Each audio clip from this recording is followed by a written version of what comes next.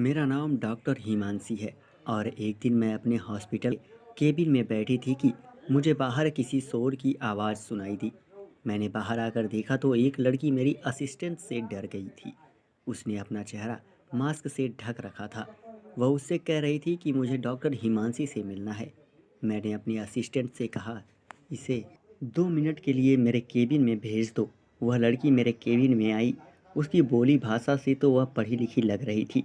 मैंने तेज आवाज़ में बोला, क्या हुआ, मुझसे क्यों मिलना चाह रही थी? वह लड़की मनीषा बोली, डॉक्टर साहब मुझे माफ़ कर दो, मुझे इस तरह से हॉस्पिटल में नहीं आना चाहिए था, पर यकीन कीजिए मुझे आपकी बहुत ज़रूरत है, मुझे अपने हॉस्पिटल में नौकरी दे दो।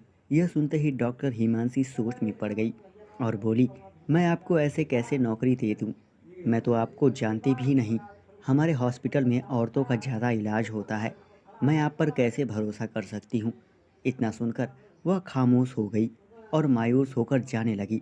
तभी मैंने उससे कहा, अच्छा ठीक है, आप अपने बारे में बताओ। मनीषा ने बताया कि वह मेडिकल की पढ़ाई कर चुकी है और उसे दवाइयों के बारे में काफ़ी जानकारी है। मनीषा उस समय मास्क पहने थी। मैंने उसका चेहरा बिना देखे ही उसे काम पर रख लिया। उस दिन से वह मेरी असिस्टेंट बनकर काम करने लगी। वह सभी मरीजों का बहुत ही अच्छे से ध्यान देती थी, बिल्कुल टाइम पर दवा खिलाती थी। मरीजों के प्रति इतनी हमदर्दी देखकर मज़ा आ गया और उसे एक दिन महीने की सैलरी एडवांस दे दी। कुछ ऐसे ही दिन बीत गए, पर मैंने एक चीज़ नोटिस किया था कि मनीषा हर समय अपने मुंह पर मास्क लगाए रहती थी। उसे हर समय ऐसा देखकर मुझे थोड़ा थोड़ा सा शक हो रहा था कि आखिर यह अपना मास्क हटाती क्यों नहीं है। एक दिन मनीषा आपस में बैठकर बातें कर रही थी और मैंने उसे कुछ काम बताया था। उसने वह काम नहीं करके बातें कर रही थी। मैंने तेज आवाज़ में बोला, मनीषा, तो वह हड़बड़ा कर उठी और उठते समय उसके मुंह से मास्क हट गया।